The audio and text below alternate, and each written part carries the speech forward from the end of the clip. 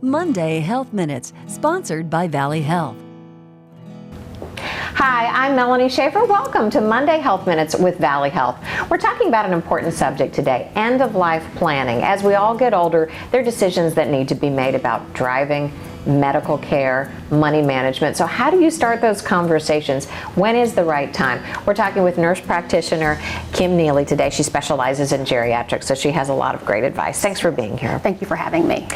Tell me, when do we start these conversations? Everybody is different. Our parents are different. We're different. Yes. What are some of the signs that think maybe we need to start making some alternative plans? So when it comes to things like driving, when you notice changes in, for instance, let's say the car has more dents or has more scratches on it, mom or dad has more traffic tickets or violations or citations from local police officers, you notice things like a road maybe they have driven 1,000,000 times, now they're having difficulty navigating that route, is another sign. Or like vision, low vision, they're having trouble seeing street signs, or they're having trouble driving at night, or things such as trouble with hearing, so they can't hear maybe a car that's honking at them or a siren that's coming down the road. Those are some signs for driving. We need to intervene at that point. When it comes to money management, things such as, are bills piling up? Are they paying bills more than once? Are they forgetting to cash checks? Are they making unusual purchases? Or the bank could call you and say, hey, they have concern because they're noticing odd things on their family member's account. Yeah, those are all red flags to watch. We all want our parents to be safe, Yes. but gosh, it's such a hard conversation It is. to start. Do you have words that you can gently ease into this topic? Yes. So be empathetic with your family member. It's hard because you're taken away sometimes. When you take away their ability to drive or manage their money, it's taking away that independence.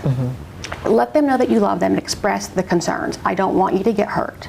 I don't want you to lose your home, because think about it, if we're missing mortgage payments, they could possibly lose their home. You don't want that for your parent.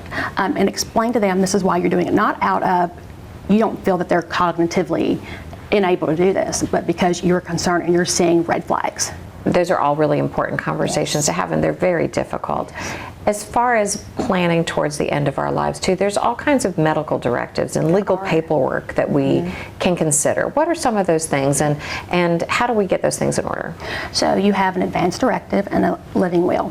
When you think about advance directive, you want to make that advance before directive is the direction. So before we are unable to make decisions for ourselves. So if we are in a situation where we're cognitively unaware, we want to have that in writing, what you want for yourself. Do you want resuscitation measures? Do you want everything, that doctor or provider do everything they can to save your life if that time comes?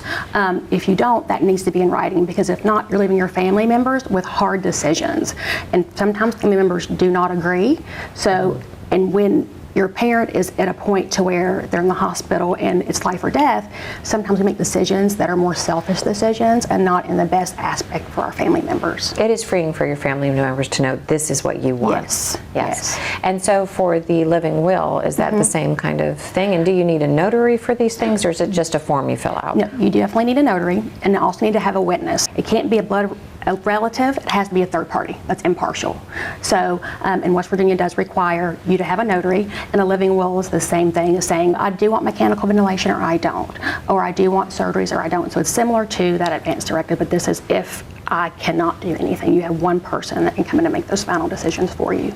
Is it ever a conversation with your primary care provider as a son or a daughter about your parent, or for the parent or for the individual themselves to think, I think this is time, I need to get these things in order? Yes, and the good thing is to go to the visit with your parents and have those conversations, because your provider can actually give you good advice on what needs to be done, and they have those advanced directives in office, so they can explain to you how those need to be filled out, how to do it, and how to make those decisions for you. And they can even talk to your parent, because your parent normally will trust their provider. You're right. They may not take the words from you as well as they would from their physician. Definitely. It's a tough subject. Any final thoughts and advice for people as we come up to this change for everybody? Just be understanding and empathetic, and just make sure that for your parent, it's a huge change.